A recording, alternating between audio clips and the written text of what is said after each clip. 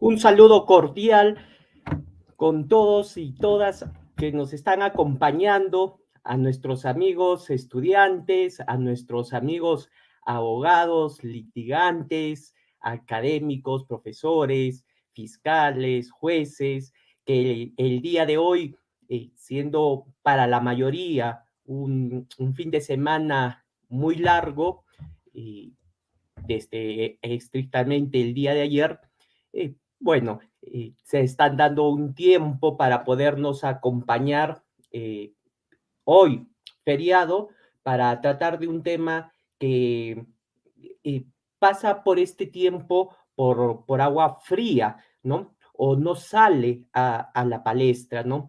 Y quién mejor que eh, el doctor Eloy Andrés Espinosa Saldaña Barrera, postdoctor en Derecho por la Universidad de Bolonia, la universidad más antigua.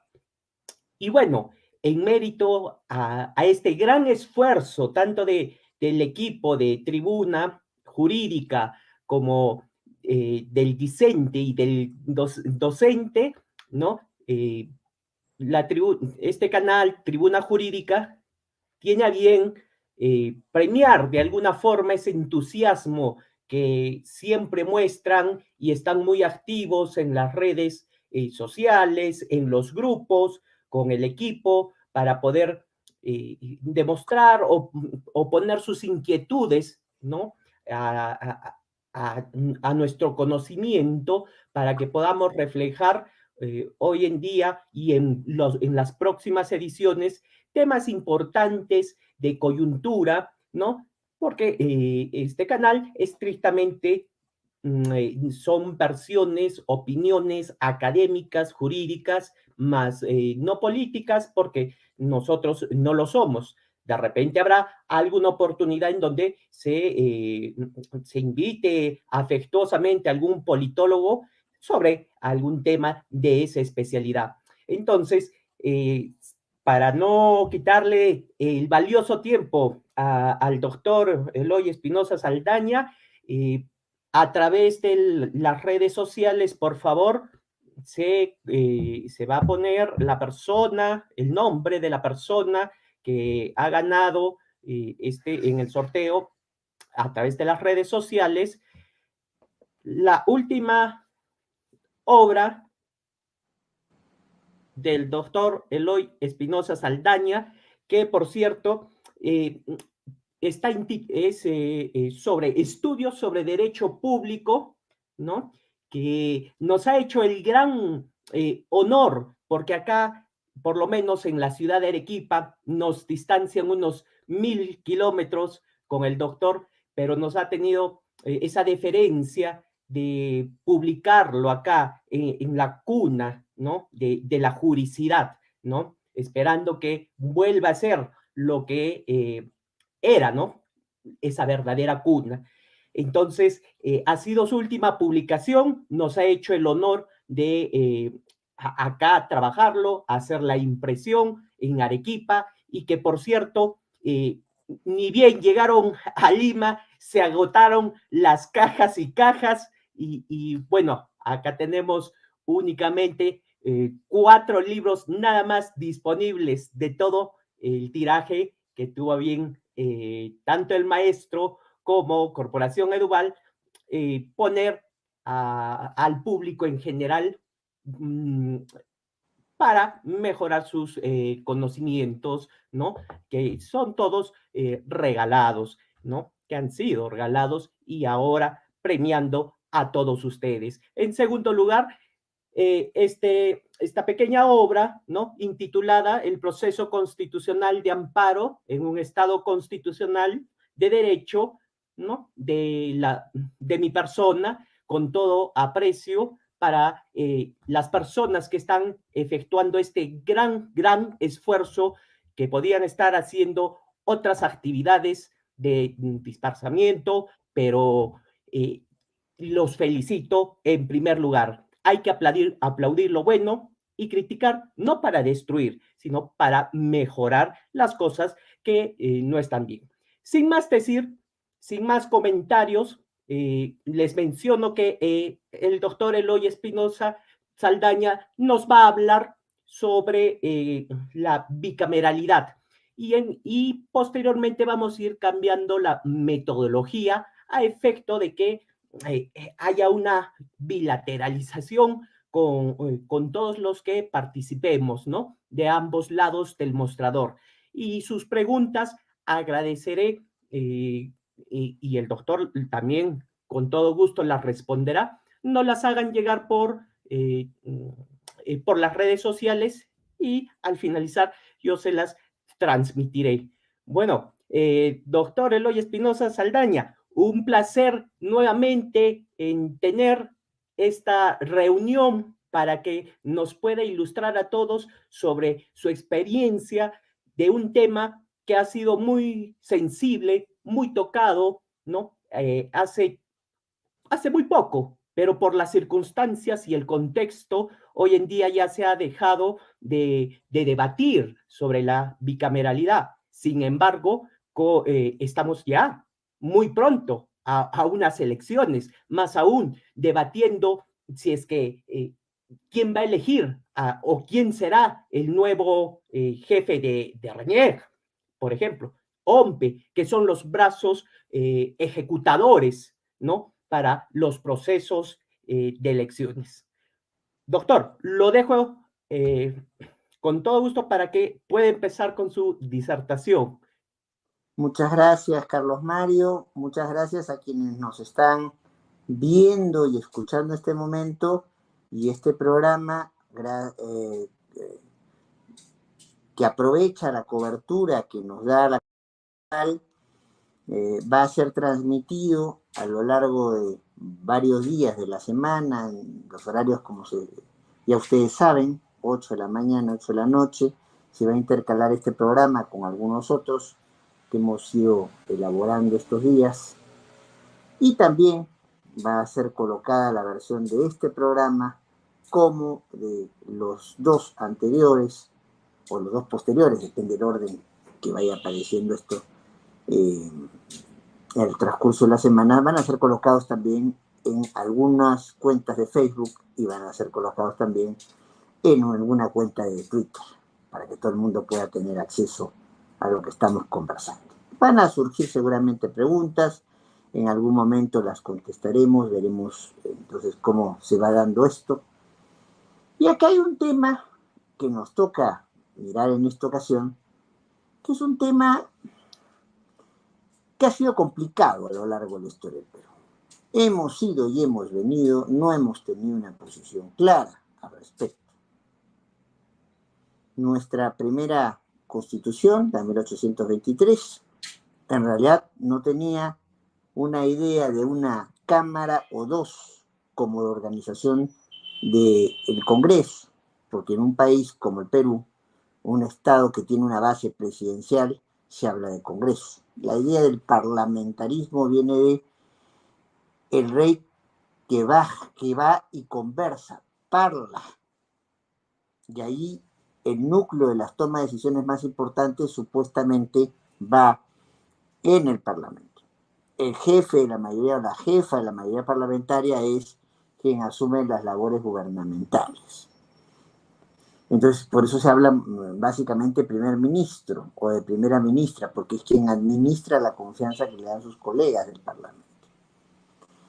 En un escenario como el nuestro, que parte de un contexto presidencial, entonces se habla de Congreso. Los representantes de la ciudadanía, los representantes elegidos por el pueblo, se reúnen, se congregan en un espacio.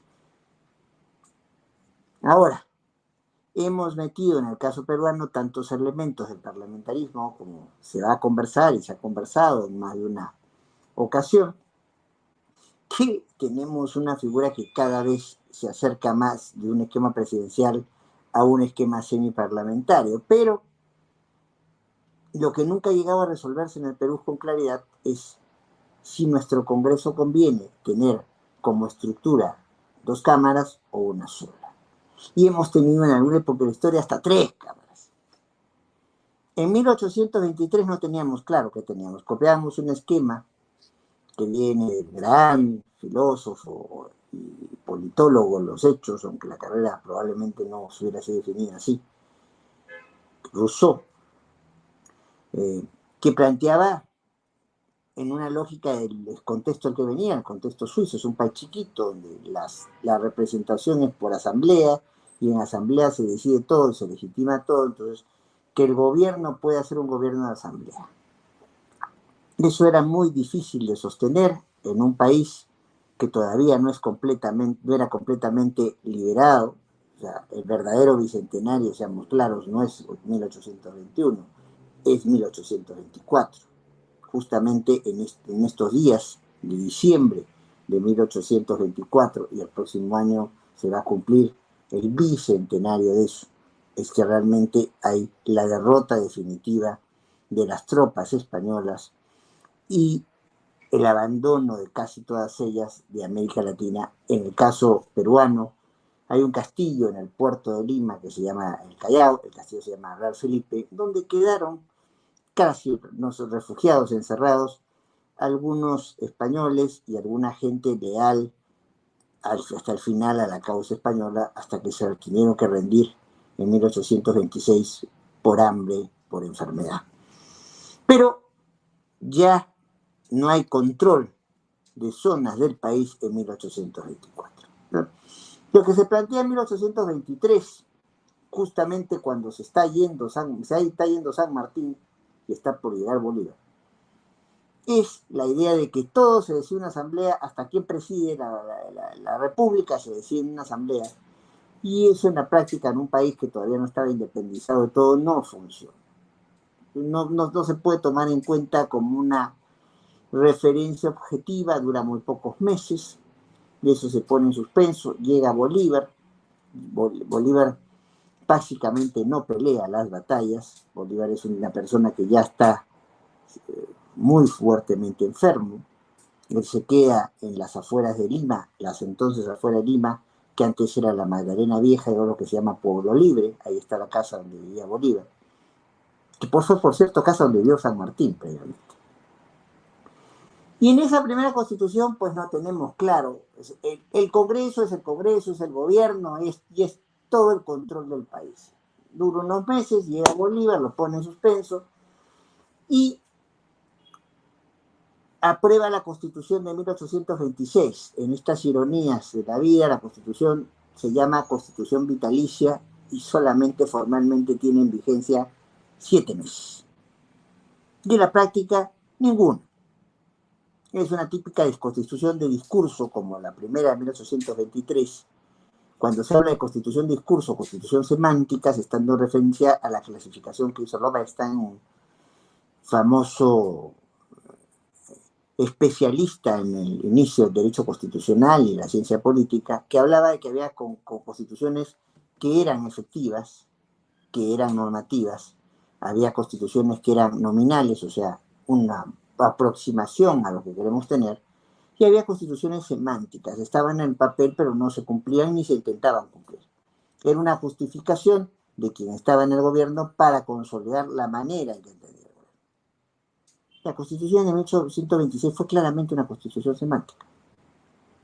En los hechos no se puso en práctica, pero muy poco tiempo, Bolívar ya de salida, Bolívar tiene que salir incluso declarando la guerra al Perú, con enfrentamientos en Venezuela misma, su patria, y enfrentamientos en Colombia, y termina muriendo esperando que llegue un barco que se lo lleve de Sudamérica. El barco nunca llegó, o por lo menos si llegó, Bolívar murió antes, en las afueras de una ciudad portuaria de Colombia que es Santa Marta, en una casa de San Pedro de Alejandrino. Ni siquiera Bolívar está en condición de entrar a la casa, pero tiene que poner los cobertizos de la casa y ahí muere de la enfermedad que padece.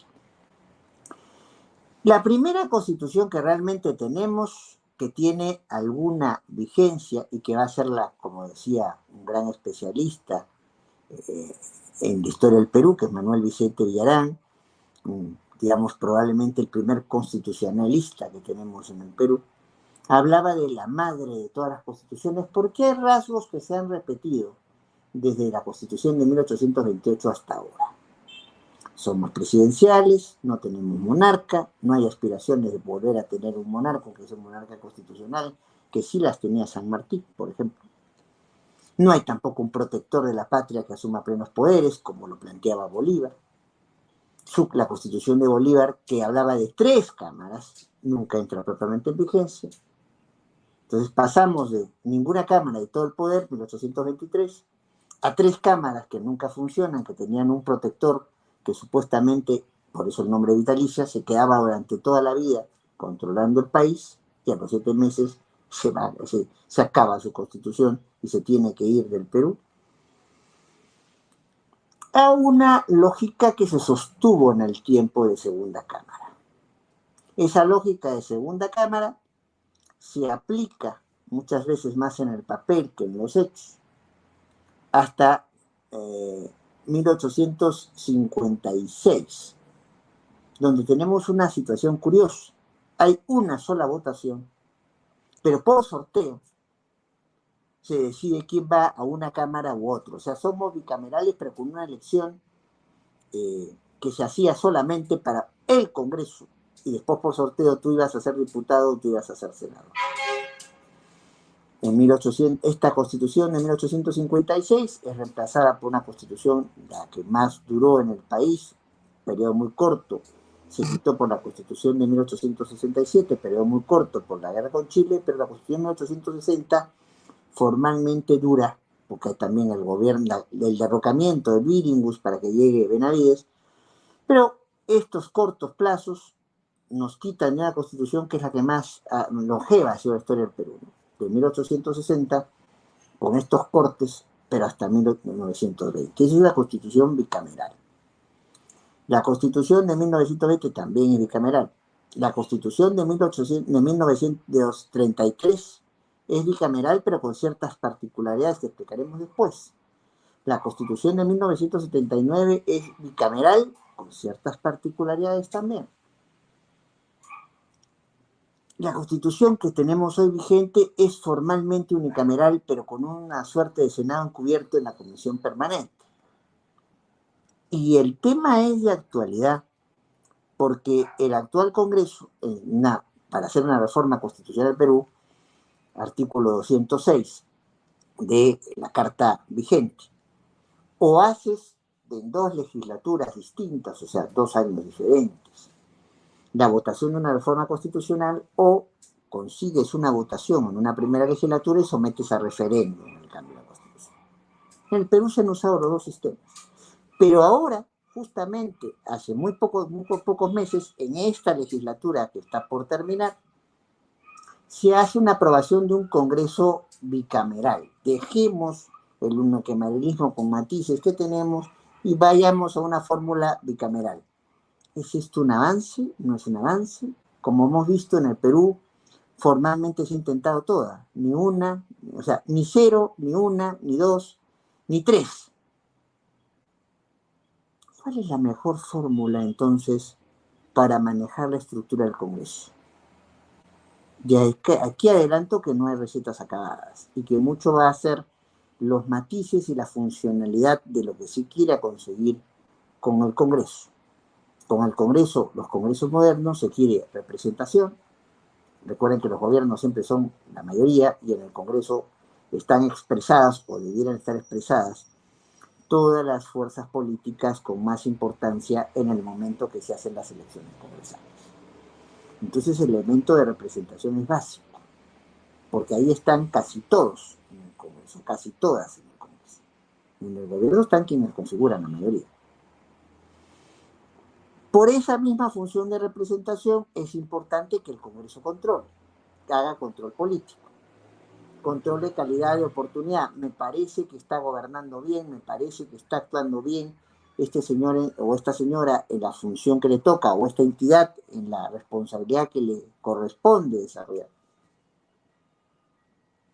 Históricamente se ha vinculado a los congresos con una labor legislativa. Sí es importante, sigue siendo importante, pero tenemos en el caso peruano, y eso probablemente lo podemos conversar más en detalle otras veces, fórmulas que le permiten al Congreso delegar, encargar dictar normas con rango, o sea, jerarquía de ley y con fuerza de ley, o sea, que obligan como si fuera una ley,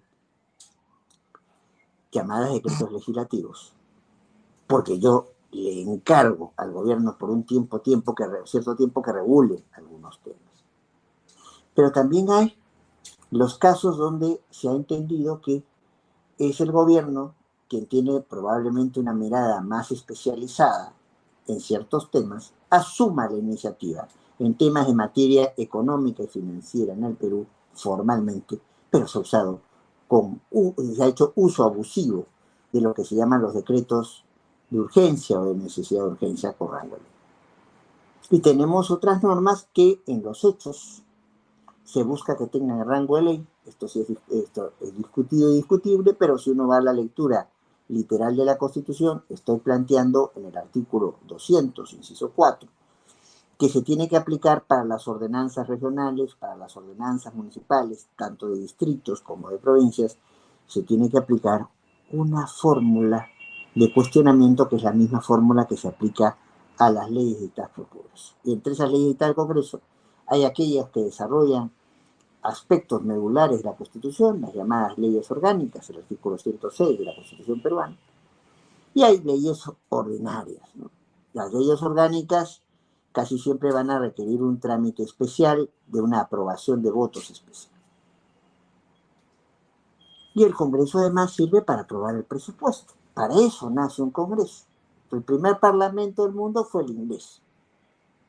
Y cuando el rey, que no era un rey tan poderoso como los reyes absolutos de Francia, por ejemplo, necesitaba plata, tenía que ir al Parlamento, básicamente a la Cámara de los Comunes, a los que no eran nobles, a los que no tenían título, pero tenían el dinero para pedir dinero y poder financiar las actividades del Estado, sobre todo las campañas de enfrentamiento de Inglaterra con otros estados. Entonces, y ahí se desprenden otras funciones de esta función: representación, control, legislativa, presupuestaria. Hay quienes hablan de una direccionalidad política. Si yo soy quien representa a la mayoría de fuerzas, soy quien puedo orientar la línea política de la actuación de los otros órganos. Y también el Congreso tiene, en el caso peruano y de muchos otros países, mecanismos que se parecen a la actuación de un juez, pero estos casos necesitan, para determinar si hay la comisión de delitos y poner a disposición de fiscales y jueces a altos funcionarios de la República, y también para poder determinar si hay lo que se llama una infracción constitucional, un incumplimiento de alguna pauta establecida en la Constitución. Esto nos lleva a una cuestión compleja que mezcla el juicio político de los, básicamente desarrollado por los norteamericanos, aunque inventado por los ingleses, y el antejuicio francés. El antejuicio es antes del juicio. Yo determino si hay delitos de función en altos funcionarios, en funcionarios, depende de su cargo. Y entonces, pero también hay el juicio político. Yo veo si quien está ejerciendo el cargo está teniendo la conducta adecuada, muchas veces reconducida a la comisión de delitos, pero básicamente en temas de mal desempeño, porque se ha ignorado algún parámetro constitucional. Bueno, eso es lo que hace un Congreso. A veces en el Perú lo ha hecho de manera unicameral, a veces lo ha hecho de manera bicameral. ¿Pero qué marca la situación en el Perú? La total inestabilidad en la elaboración de esto. ¿Por qué? Porque hay sí congresos unicamerales, básicamente, entonces con ciertas pautas, pero hay congresos bicamerales con pautas muy distintas entre sí. O sea, no es lo mismo, aunque en el Perú se diga que la mayoría del tiempo hemos tenido un congreso bicameral y se quiere volver a un congreso bicameral, no es lo mismo el congreso bicameral de 1828 que el congreso bicameral de 1933, que el congreso bicameral de 1979 y que el congreso bicameral que se estaría aprobando si es que el próximo año entonces se hace la segunda votación para reforma constitucional, o si es que se hace una consulta popular por referéndum. Volveríamos a un escenario bicameral, pero que no tiene mucho que ver con lo que hemos tenido como bicameralidad y con lo que se propone en el derecho comparado como bicameralidad. Entonces, vamos a eso último para entender la complejidad del tema. En el derecho comparado hay diferentes estilos, diferentes posibilidades de segundas cámaras, básicamente tres. Las segundas cámaras aristocráticas, las segundas cámaras políticas y las segundas cámaras económicas. Desde ya adelanto que estas terceras están más en el papel y se baten en absoluta retirada, pero hubo en algún momento de la historia peruana la intención de ponerla en práctica. Nunca llegó a materializarse, pero hubo esa intención porque estaba en el texto de la Constitución y como pasa muchas veces en el Perú, estoy hablando de la Constitución de 1933, se dice, vamos a poner en práctica esto, pero mientras tanto, mientras no se regule, ponemos en práctica la fórmula X y la provisionalidad se convierte en la regla. Nunca se puso en práctica la segunda cámara económica. ¿Cómo? Entonces, lo explicaré en un ratito. Primero me interesa ver qué tipo de segundas cámaras hay. El primer tipo de segundas cámaras que hay es las llamadas segundas cámaras aristocráticas. ¿Por qué? Allí no llegas por elección.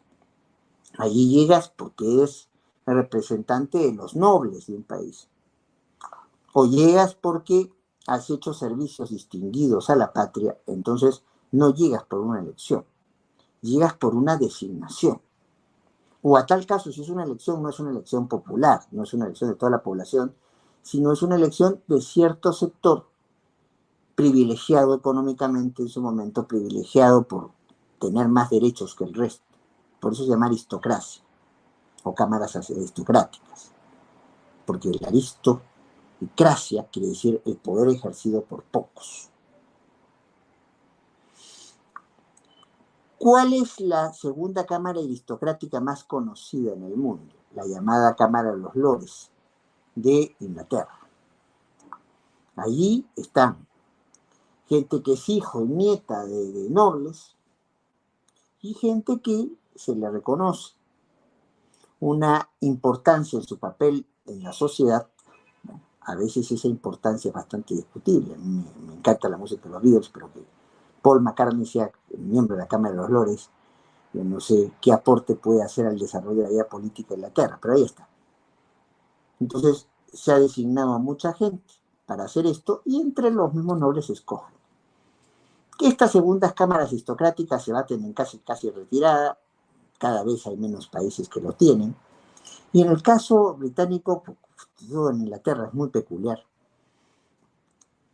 lo que sería la Corte Suprema en otros países es parte de los lores jueces. O sea, lo que caracteriza a estas segundas cámaras en general es que son gente que no ha sido elegida por todo el pueblo y que a veces, entre sus especialidades, como pasa en Inglaterra, su especialidad es ser juez, pero no está dentro de un poder judicial, sino fuera de un poder judicial o encabezando ese poder judicial desde el Parlamento.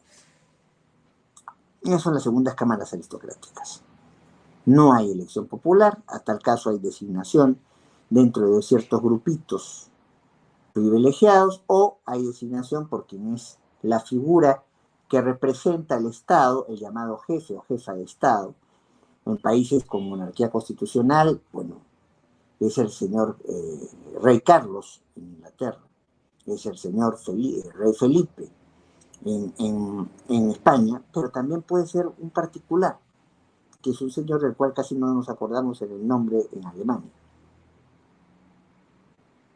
Porque quien manda es otro, quien manda es el jefe de la mayoría parlamentaria o la jefa de la mayoría parlamentaria.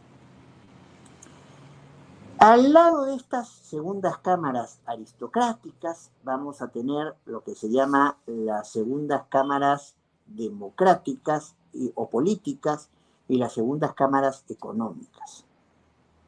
Las segundas cámaras políticas a su vez tienen subdivisiones, las segundas cámaras democráticas tienen a su vez subdivisiones. ¿Cuál es la característica en ellas? Que la gente que integra esas cámaras ha sido elegida por el pueblo. Pero todo de la misma manera y con el mismo sentido, no. Eso hay que tenerlo muy claro. A veces de estas segundas cámaras políticas lo que tienden es a buscar que haya un equilibrio frente a la descentralización territorial. Cuando hablamos de descentralización estamos hablando de transferencia. Pierdo competencias y se las paso a otro. Cuando hablamos de descentralización territorial es que el gobierno central no acapara todas las competencias, sino transfiere, no encarga, transfiere parte de sus atribuciones a órganos subnacionales. En algunos casos, cuando esa transferencia ya es de tal magnitud, donde el poder más importante, la cuota de poder más importante queda en manos de estados, como se ocurre en los Estados Unidos, allí se habla de un estado federal. Ahí actúa el gobierno de Washington o las entidades que dependen de Washington. Entonces, el mismo Congreso Nacional de los Estados Unidos actúa solo si no han sido asignadas esas competencias a los gobiernos estaduales, a las entidades estaduales. La lógica de subsidiariedad de un Estado federal es que lo no previsto específicamente para Washington, entonces se divide en Iowa, se divide en Nebraska, se divide en Ohio, pero solamente en lo cual no hay previsión o hay asignación efectiva. A Washington es que lo de Washington.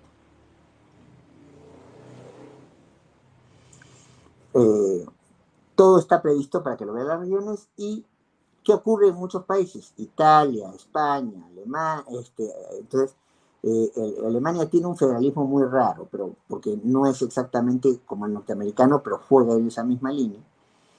Y ese nivel de centralización justifica, por ejemplo, lo que pasa en muchos países. Estados Unidos tiene 2 cámaras. ¿Por qué? Porque de esa manera garantizan su descentralización territorial. La Cámara de Representantes escoge precisamente a representantes en función a la población de cada uno de los estados. Eso permite, pues, que California, que tiene casi la extensión del Perú, pero muchas veces más población, tenga en la Cámara de Representantes algo que sea proporcional a su cantidad de votos. Allí, entonces, se está reconociendo qué estados son los más grandes y cuáles son los estados más poblados. Y frente a eso se genera un equilibrio con estados pequeñitos, como ocurre en Estados Unidos. Delaware te lo recorres en un día.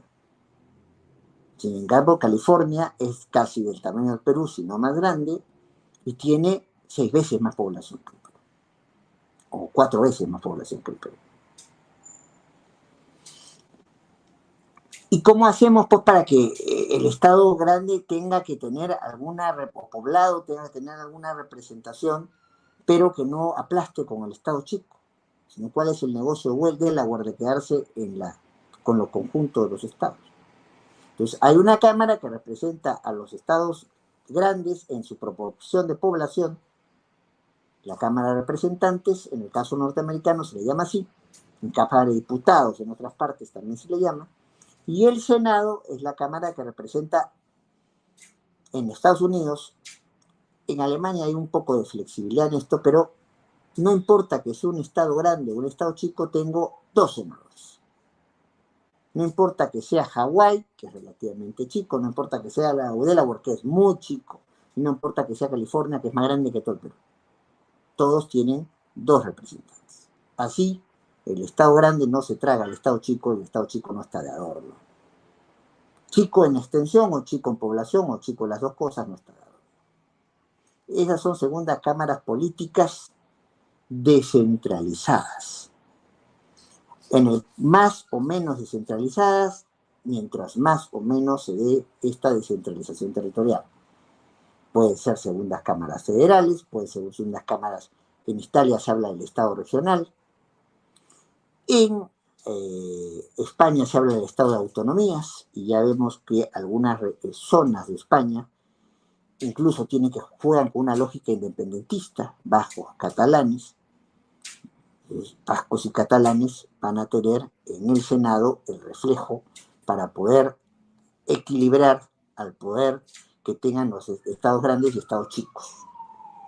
O cuando se tiene una Cámara que lo que representa ya no es a los estados chicos frente a los grandes, sino es también cuando ustedes oigan hablar de distrito electoral único, es que el Senado está compuesto por gente elegida por todo el país. Entonces, ahí la diferencia que se marca entre senados y diputados es porque estoy estableciendo que las zonas más pobladas puedan tener más representación que las zonas menos pobladas. Lo que estoy buscando entonces es un equilibrio territorial, ya sea porque estoy dándole cuotas similares en alguna Cámara a un estado chico frente a un estado grande, o porque le estoy dando una cuota mayor en esta segunda Cámara al gobierno nacional o a las entidades de cobertura nacional frente a las entidades de cobertura subnacional. Segundas cámaras políticas descentralizadas. Después, hay también las que se llaman las segundas cámaras revisoras, que pueden darse de dos maneras, pero la idea es la misma. Lo que resuelve una Cámara para poder tener validez, o sea, ser conforme a derecho, para poder, entonces, conforme al ordenamiento jurídico vigente, y para poder tener vigencia, o sea, que sea exigible a los demás, ya sea comunicado y pueda ser cumplido por los demás, se juega con que alguien puede revisarlo resuelto por otros. Esas son las segundas cámaras revisoras. Hay dos tipos de cámaras revisoras. Una donde es el sistema revisor puro, donde las cosas comienzan siempre la iniciativa en una Cámara, que casi siempre es la Cámara de Diputados, y el Senado está para revisar, corregir, ser el platito que enfría el té demasiado caliente, como diría algún político de hace algunos años. Pero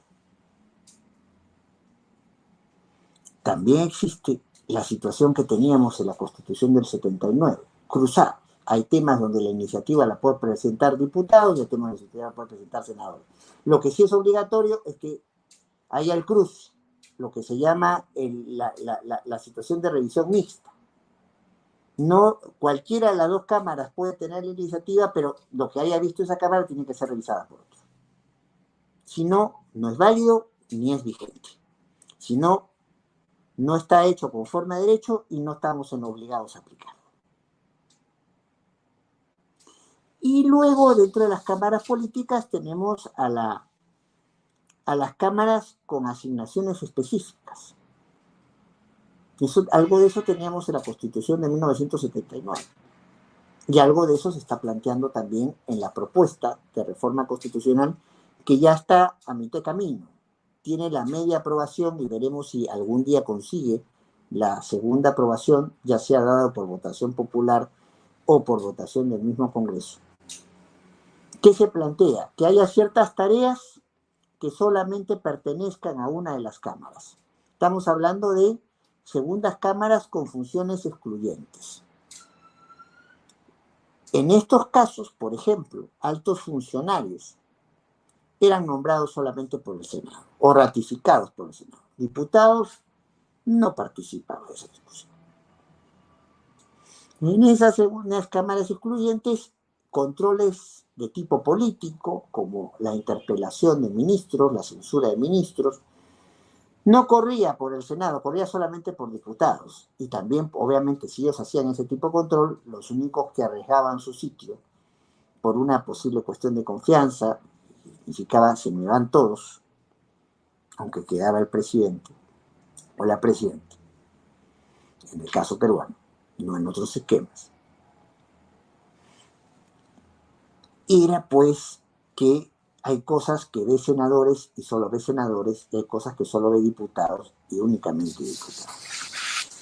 Esos son los tipos de, o sea, que estamos viendo. Aristocráticas, o un pequeño grupito entre ellos me eligen, o soy designado para entonces para esa alta responsabilidad, porque supone que tengo una expertise particular que puede servir a la comunidad desde su sitio. Cámaras aristocráticas. Cámaras políticas hay siempre elección popular, pero esa elección popular responde a diferentes criterios. Puede ser que yo estoy haciendo divisiones en función digamos, a que quiero proteger digamos, a las entidades de cobertura nacional de los problemas que le puedan crear entidades regionales, entidades estaduales, entidades municipales. Pongo un distrito electoral único y el resto tendrá su Cámara de Diputados para reclamar. O más bien, como en Estados Unidos, quiero poner al Estado chico al Estado grande y le doy más bien la Cámara Baja, la Cámara de Representantes, lo que será nuestra Cámara de Diputados, a la población que tenga cada uno de los estados, y solamente hay 2 senadores para garantizar la protección del Estado chico frente al Estado grande. Y tenemos en estas cámaras políticas, como ya lo había dicho, cámaras que tienen ciertas funciones en particular. El Senado hace ciertas cosas que no puede hacer diputados, y diputados hacen ciertas cosas que no puede hacer el Senado. Espero que la explicación haya sido clara, porque el tema de suyo es complejo. Y hay un tercer tipo de segundas cámaras, que ya también se baten en extinción, que son las segundas cámaras económicas. ¿Cuál es la idea aquí? Un grupo de gente que está básicamente en la Cámara de Diputados, es elegida por una votación popular. Pero un grupo de gente llega entonces al Senado en tanto y en cuanto son representantes no de toda la población, sino de ciertos grupos dentro del quehacer económico. Son representantes de los trabajadores, son representantes de los empleadores, son representantes de las diferentes actividades, y por eso es que conforman un Senado que le puede dar un aire distinto, no de los políticos ni de la vida política, sino de las representaciones gremiales. O sea, el colegio de abogados, el colegio de ingenieros, el representante de organizaciones de la sociedad civil, le pueden dar una mirada distinta si tienen un grupo de interés detrás de ellos que puede llevar su opinión a través del Senado. Estas segundas cámaras económicas fueron planteadas básicamente por los países del socialismo real soviético, que ya no existen, y fueron desarrolladas mucho en la antigua Yugoslavia, que tampoco ya existe. Curiosamente, también fueron planteadas en un esquema como el esquema de los nazis, de la Alemania de la Segunda Guerra Mundial. Tenemos a un núcleo duro que viene de la representación que yo considero válida, porque ni siquiera de todas, la representación que yo considero válida del capital, del trabajo, y ellos van a una cámara y a la otra cámara van los elegidos por la población. Esto fue muy desacreditado en la época del nazismo y casi se puede decir que está para los libros y no para la realidad. En la realidad, cuando hay segundas cámaras, son segundas cámaras políticas, pero con estos matices que he estado planteando. Entonces, aquí uno cabe preguntarse, frente a esta diversidad de escenarios, ¿cuáles son las ventajas que supuestamente tiene un escenario bicameral y cuáles son las ventajas que supuestamente tiene un escenario unicameral? Y veremos que hay mucho de discurso, hay mucho de leyenda que de práctica concreta al respecto. Normalmente decimos o dicen que están de acuerdo con un esquema de Congreso bicameralidad, es que este Congreso tiene más representantes, y en la medida que tiene más representantes y más variedad de representantes, puede representar mejor. Eso es muy relativo, porque yo podría tener un Congreso con una sola Cámara con 200 personas, y obviamente las circunscripciones a que van a representar pueden ser menores o mayores, puede haber mayor acercamiento con la población, mayor representatividad con la población. En realidad, el que necesariamente una segunda cámara nos dé mejor representatividad, bueno, en la medida que parece que hay más torta que cortar, podría condicionalmente ser, pero no necesariamente es. Otro elemento que se suele plantear es, y suele ser clave en la discusión, es la protección del espacio federal o de la gran división que puede haber de la descentralización territorial. No vuelvo a eso porque ya lo he planteado. La idea de una mayor revisión, dos cabezas piensan mejor que una. Pero ojo, como veremos después, también hay filtros para que haya dos cabezas en un Congreso unicameral, si se quiere. Y otra cosa que se plantea muy en favor del escenario bicameral, entonces es no solo mayor reflexión, mayor representación, pacto político que pueda hacer que la descentralización territorial se siente mejor, que permite la captación de clase política más experta. No por algo el nombre de Senado viene de Cenex, de viejo. ¿Ya? Entonces puede tener a gente que tenga más experiencia y a lo cual se le pide más edad y más requisitos, digamos, más horas de vuelo la clase política, y con los cuales pueden ahí amortiguar las inquietudes de una Cámara que supuestamente es menos reflexiva, más activa, más belicosa, como puede ser la Cámara de Diputados. Como he dicho, esto no necesariamente es así. En el Perú, cuando hemos tenido Congreso unicameral, hemos tenido a gente que quiso ser diputado toda su vida y no postuló al Senado. Está el caso de León de Ibero, bastante conocido, por ejemplo. ¿Qué suele decirse en favor de la unicameralidad? Primero, que es más rápida, que resuelve con menos intervenciones. Un momentito. Eso es así en el papel, pero tampoco para que haya leyes sorpresas como hemos tenido en el Perú, donde llegamos a una agenda, se aprueba una agenda, pero al rato se plantea incluir puntos alternativos, y si yo tengo mayorías mandan. Entonces, ¿qué tiene un Congreso unicameral para tratar de aguantar este exceso de la mayoría? Dos mecanismos: que no haya dispensa del trámite de comisiones, o sea, la comisión es un primer filtro para ver los temas, y un segundo filtro es que no haya dispensa de lectura del acta. Entonces yo puedo discutir muy encendidamente en una Cámara, pero no se aprueban las normas o no se aprueban las decisiones tomadas en esa sesión. Si no pasan a la siguiente sesión, todo el mundo se le ha repartido el acta de lo discutido, y en función a eso, a ese acta ratifico ciertos comportamientos, ratifico la aprobación de ciertas leyes, ratifico la toma de determinadas decisiones o la no toma de determinadas decisiones. Y en cobertura a eso es que la misma unicameralidad se puede controlar. ¿Qué otra ventaja? Entonces no es tan cierto que soy más rápido. No necesariamente soy más rápido, porque si una comisión aguanta la aprobación del proyecto, o una comisión, entonces, o un pleno, vota, pero tiene que esperar a la próxima sesión. Muchas cosas pasan en este país y en muchos países en un solo día. Hemos tenido coyunturas muy recientes, como a la del señor Merino, que fue presidente de la República por 5 días. No llegó en la semana. Entonces, eso de que las cosas se votan más rápido porque somos solo una Cámara, también es relativo. ¿Qué se habla en favor de la unicameralidad? Y muy frecuentemente, que es menos costoso. Cosa que no parece ser jurídicamente muy interesante, pero sí para el ciudadano de a pie, que pagamos nuestros impuestos, entonces, para que precisamente se sostenga la maquinaria del Estado, que tiene que ir en beneficio de todos. Pero entonces, si yo tengo una Cámara, en líneas generales tengo menos congresistas que si tengo dos cámaras. Pero eso no necesariamente es así. O tener una Cámara con 500 personas frente, entonces, a dos cámaras que tienen solamente 250.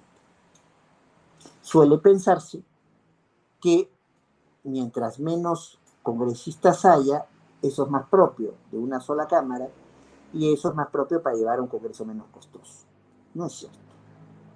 El Congreso unicameral de los 90 fue más caro en términos presupuestales que los congresos bicamerales de la década de los 80.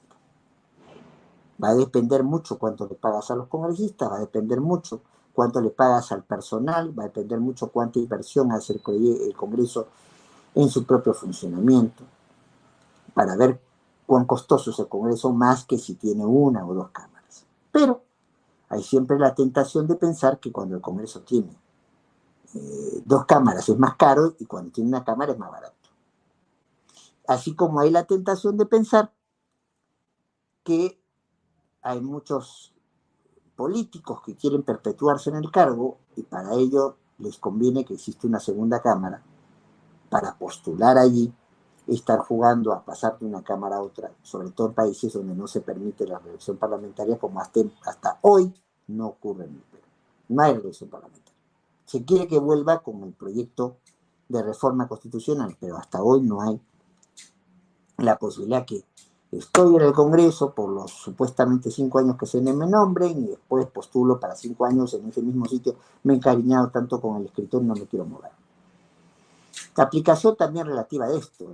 La tasa de reelección de los congresistas en el Perú era muy baja, una de las más bajas de América Latina. O sea, la gente se postula y cuando había posibilidad de ser reelegido o ser reelegida congresista, eran muy pocos los que votaban por la reelección. Hay una enorme desconfianza en la ciudadanía frente a su clase política. Y en estos temas se siente. Entonces, ¿qué hacemos, pues?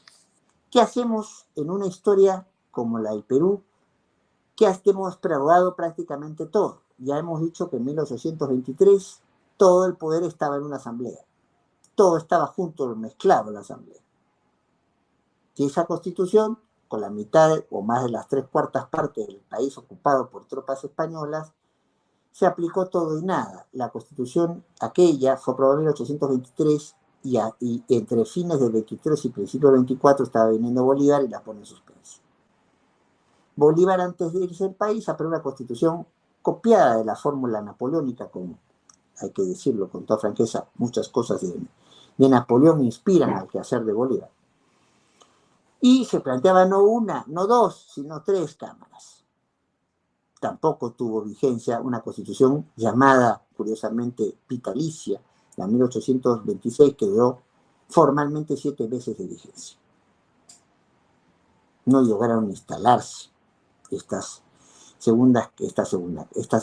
3 cámaras. 1828 sí, es un congreso con una lógica bicameral, entonces con una lógica básicamente una segunda cámara política, no económica, de revisión, o sea, y no de revisión mixta, sino de revisión pura. La iniciativa iba entonces básicamente en algunos temas podía ser distinto, pero la iniciativa iba en líneas generales, tanto la Constitución del 28 como la Constitución del 34, como la Constitución del 39. Iba básicamente por alguien levanta y otro es el que mata, como dirías quienes juegan el boli. Alguien presenta la iniciativa, una cámara, pero para que la norma que se apruebe, para que la decisión que se tome sea conforme a derecho, validez, y sea aplicada y aplicable y cumplida por todos, entonces eficacia, entonces para que sea válida y que sea vigente, entonces tiene que discutirse por las 2 cámaras. Una primera y otra segunda para revisar lo que discute la primera. La Constitución de 1856, como les había comentado ya, es una constitución muy peculiar. Es la constitución donde hay una sola votación y por sorteo estos van a diputados y estos van a senadores. También fue una constitución que tuvo muy poca vigencia. Se había convocado una asamblea, una convención nacional para armarla y esa convención nacional seguiría haciendo las leyes de desarrollo. Castilla se cansó del esquema, en 1860 desaloja a todos los congresistas y una constitución más moderada que la de 1856. Por un periodo muy breve, de 6 meses, en 1867, se pasa a un congreso unicameral, pero lo que siempre ha ocurrido hasta antes de 1993 con las fórmulas bicamerales es que la práctica no se ponían en práctica. La Constitución de 1860 es claramente una constitución, sí, de tenor bicameral, sí que en una lógica básicamente de tener aún los diputados que tienen la iniciativa, el grueso de la iniciativa por lo menos, y unos senadores que están más bien como una lógica reflexiva. La representación muchas veces buscaba tener también equilibrios en edad. O sea, se pedía más cantidad de años para poder ser senador que para poder ser diputado. Y se refleja también en tratar de buscar alguna representación en varias de las constituciones. Antes teníamos departamentos que ahora son acogidos por las nuevas regiones, pero esas regiones tienen provincias. Entonces, por ejemplo, Miguel Grau, que llega al Congreso con la Constitución de 1860, era diputado por Paita. No era diputado por Piura, no era diputado por el país, era diputado por Paita, porque hacía las provincias, le daban la posibilidad de un contrapeso con instituciones más grandes. ¿Qué ocurre ya entrando el siglo XX? El siglo XX tenemos Leguía se deja de lado la Constitución de 1860, con las cuales por cierto había gobernado, porque Leguía no. La gente se acuerda de Leguía en el oncenio, se acuerda de Leguía presidente entre 1919 y 1930. No, mentira. Leguía ya había sido presidente con la Constitución de 1860. Allí es una típica constitución semántica, la cambian una vez para permitir una reelección de Leguía, la cambian para permitir la reelección de Leguía, la cambian para permitir la reelección indefinida de Leguía. Pero la idea de un Congreso bicameral se mantiene siempre. Cuando Leguía cae en 1930, el país entra en una gran crisis. En 2 años tenemos 4 presidentes.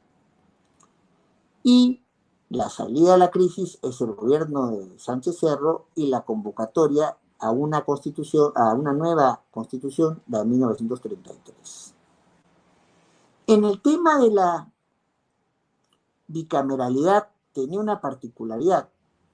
Estamos hablando de 1933, estamos hablando de una época donde Stalin estaba en la disputa de consolidarse con el leninismo, el stalinismo y el trotskismo para ver quién manejaba la revolución bolchevique.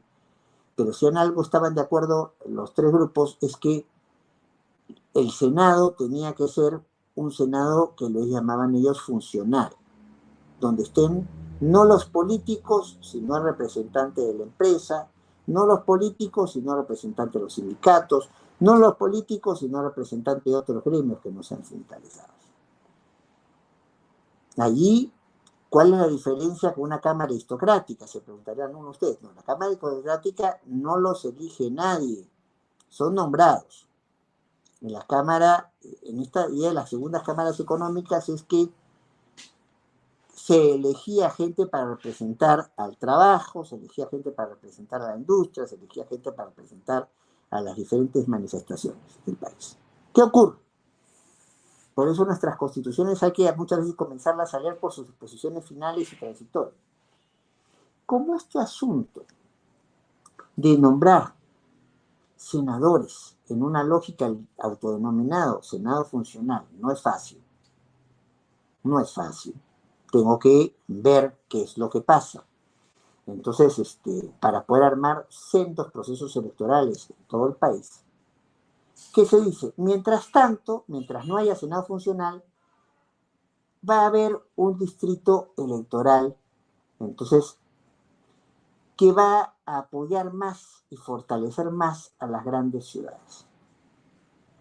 Y esto también lo vemos en la Constitución del 79. La Constitución del 79 habla claramente de una posible Senado regional. Recuerden que la lógica de las regiones en el país propiamente planteada viene con la Constitución del 79, pero mientras tanto, mientras no tengamos claro cuáles son los márgenes de las regiones, en la Constitución del 79 se intentó unir a la fuerza los históricos departamentos del país. Y claro, La Libertad y San Martín entendían que no tenían mucho que ver. Y muchas otras zonas del país que se quiso unir con otras también. Entonces nunca se puso en práctica ese Senado regional y se puso en práctica una lógica de distrito electoral único. ¿Qué quiere decir eso? Todos votábamos por la misma lista de senadores.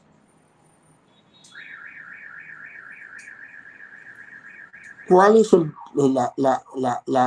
la ventaja para la clase política que casi siempre viene de las grandes ciudades, Lima, Arequipa, Trujillo?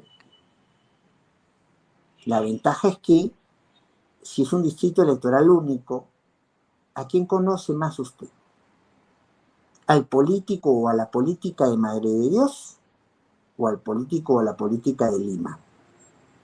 Teniendo un país excesivamente centralista como el nuestro, donde el grueso del Producto Bruto Interno se forma en Lima o en el Callao, que es el puerto de Lima, que ya está unido a la ciudad. Ha crecido tanto esto que hablamos ya de un conjunto de habitantes que pasan los 11 millones de habitantes, más que muchos países enteros. ¿Qué pasa con la Constitución de 1993? Parte del discurso fujimorista, y estoy hablando aquí no de Keiko, sino Alberto Fujimori, fue entre el 90 y el 92, antes que diera el golpe de Estado, el 5 de abril, vamos a tener un Congreso más pequeño, un Congreso que cueste menos, un Congreso que sea más rápido, y ese Congreso tiene que ser unicameral. Y la Constitución de 1993, con cambios, pero vigente hasta hoy, tiene un Congreso unicameral. Porque se suponía que iba a ser más rápido, porque se suponía que iba a ser más barato, y porque se suponía que para evitar los excesos internos estaba establecida allí que las cosas pasaban por comisiones antes de ir al Pleno, y lo discutido en el Pleno pasaba a lectura del acta para ser aprobado en una sesión distinta. Los típicos mecanismos para autocontrolarse que tienen los congresos unicamerales que existen en muchos países. Centroamérica tiene muchos países con congreso unicameral. Israel tiene un congreso unicameral. Bueno, para variar en el Perú, gatopardismo. Las cosas cambian, pero en el fondo no cambian. Porque si uno mira los artículos de la Constitución que se refieren a la comisión permanente, no estamos encontrando una comisión permanente, estamos encontrando un Senado encubierto. Me explico. Estoy acercándome al tiempo para terminar. La comisión permanente es lo que funciona, lo que no se cierra en todo Congreso cuando el Congreso se va de vacaciones o cuando el Congreso lo recesan, o sea, lo sacan. Pero no podemos quedarnos sin Congreso. Entonces, algunos congresistas, miren qué pasó cuando Vizcarra cierra el Congreso.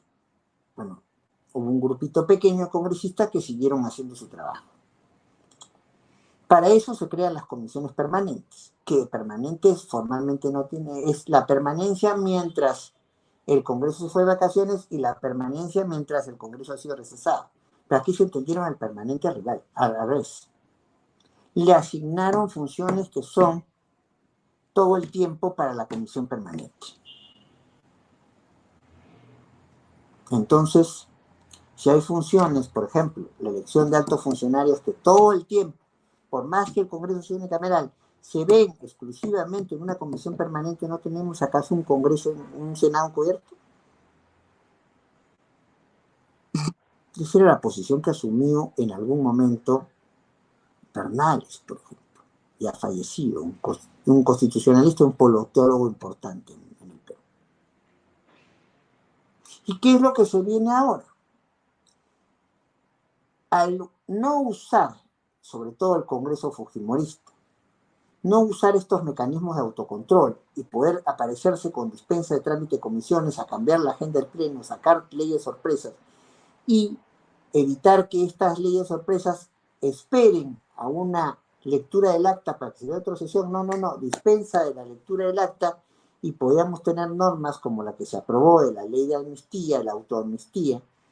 La amnistía es no solo perdón de la pena, sino olvido del delito, que es un mecanismo que los manejan los congresos. porque supuestamente representan a la pluralidad de criterios dentro de la representación política de un país. Y claro, si sus propios mecanismos de autocontrol no funcionan, si se tiene más empleados en el Congreso hoy que los que se tenía en décadas anteriores y con constituciones anteriores, ¿hasta qué punto los controles naturales y las ventajas naturales del unicameralismo se pudieron explotar? ¿O fue un diseño plasmado de manera incompleta, mactado de manera imperfecta, que condenaba al fracaso a cualquier forma unicameral? Bueno, eso probablemente nunca lo sepamos. ¿Por qué? Porque ahorita, en esta legislatura, o sea, hace nada, en términos de meses, yo diría de semanas, se ha manejado y se ha aprobado una primera aprobación de un proyecto de reforma constitucional. Volvemos, sí, formalmente a un bicameralismo, pero un bicameralismo raro, siempre en el escenario de las segundas cámaras políticas. Pero la propuesta nos dice, primero, que lo que aprobó la ciudadanía, sí, de reforma constitucional, de la no reelección inmediata de congresistas, se acabó. El que ahora es congresista podría postular a senadores. Ya uno ya va oliendo de manera rara por qué se crea una segunda cámara. Y hay los más pensados que dicen que la segunda cámara estaría planteada para que, como no es seguro que se quite la no reelección, por lo menos entonces el que es congresista ahora va de candidato al Senado. Y también hay sospechas en ese sentido, que se pone un límite de edad para poder postular al Senado, pero ese límite se quiebra hacia abajo si es que tú has sido congresista con el actual Congreso. Entonces, esto en realidad busca revisión, busca división en términos de una mejor representatividad, viendo la descentralización territorial del país. Parece que no. Parece que estamos preocupados en, por un lado, asegurar la reelección, o por ejemplo la elección de alguien que ha sido congresista como senador. Dos, más preocupado en una lógica revisora. Todas las iniciativas pasan en la propuesta de reforma constitucional por diputados antes de ir a senadores. Tres, se establece una situación curiosa. Se dice que el grueso de senadores va a ser elegido por distrito electoral único, con lo cual olvídense de una gran representación de Moquegua, de Madre de Dios o de Apurímac, zonas más pequeñas y menos pobladas, o que, por ejemplo, la representación en el Senado de Lima, de Arequipa, de Trujillo, y por no decir de San Juan de Lurigancho, que es un distrito, un barrio de Lima que tiene más población o tanta población como Arequipa. Entonces, mucha gente piensa que este proyecto es erróneo porque está dando la posibilidad de que la clase política tenga más facilidades para quedarse como senadores. Está dando la cobertura para que las caras ya metidas en política, conocidas muchos años en política, puedan ser fácilmente reelegidos en un país donde no ha habido tradición de reelección parlamentaria. Y además hay una división de funciones. Los mecanismos de control político quedarían solamente en diputados, y los mecanismos, por ejemplo, de elección de altos funcionarios, el Tribunal Constitucional, por ejemplo, estaría a cargo del Senado. Diputados mira y aplaude frente a esto. Propuesta rara, ¿no? Propuesta donde se va a una fórmula bicameral, pero una fórmula bicameral desigual, donde las cosas atractivas, la elección de altos funcionarios, por ejemplo, van al Senado, donde se habilita a los actuales congresistas a que postulen al Senado, rompiendo con lo que la misma votación de la población dijo: no queremos segunda cámara. Planteando una lógica más bien revisora para esta segunda cámara, porque la iniciativa de legislativa, según la propuesta de reforma constitucional, siempre la va a tener diputados. La pregunta es, en un estado como el peruano, que ha cambiado 6 veces de presidente, y ahora tenemos presidenta, en los últimos 7 años, ¿qué va a pasar y si esta propuesta es aprobada por el mismo Congreso, pero tiene un rechazo ciudadano muy alto? ¿Se va a poder sostener la propuesta de reforma constitucional o no? 2, incluso para los partidarios del bicameralismo, para los partidarios que hay en el Senado, esta propuesta tiene algunos déficits. Con lo cual, en el Perú sigue sin resolverse, y ya con esto terminamos, sigue sin resolverse el problema de qué estructura, 2 cámaras, una cámara, son las mejores para el Congreso en el Perú. Tal vez porque no nos hemos preguntado lo principal, cuáles son las funciones de un Congreso moderno. Si para una mejor representación, si para un mayor control político, si para una adecuada diseño de las leyes, para poder aprobar un presupuesto correcto, para poder hacer una acusación constitucional contra altos funcionarios, realmente nos es útil, nos es indispensable la segunda cámara o mecanismos de comisiones y subcomisiones, como los que existen ahora, nos permiten hacer viable un tema sin necesidad de una cámara. Como vemos, este tema siempre se ha ganado el rábano por las hojas, no se ha ido a cuáles son los requerimientos principales, porque finalmente, y con esto definitivamente cierro, unicameralidad y bicameralidad son fórmulas que funcionan bien, que son adecuadas para determinados contextos. Y el contexto no es el mismo en Estados Unidos que en el Perú. Y el contexto no es lo mismo en Inglaterra que en el Perú. La pregunta entonces a hacerse es, frente a las funciones de un Congreso moderno, si esta segunda cámara que se está queriendo crear responde a la mejor atención de esas funciones, o lo que quiere de alguna manera no muy clara es tratar de asegurar que quienes ya están en la clase política no desaparezcan del escenario congresal. Y ahí lo dejo.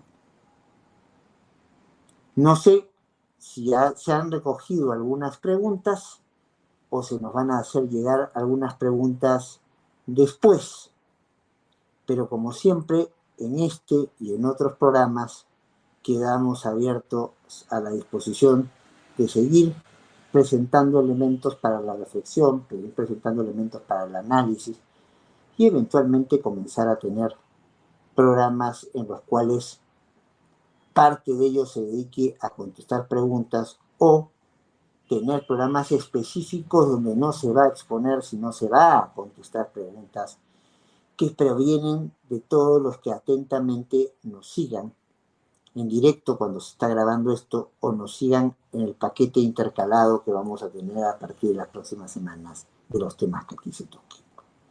Carlos Mario, ¿estás por ahí?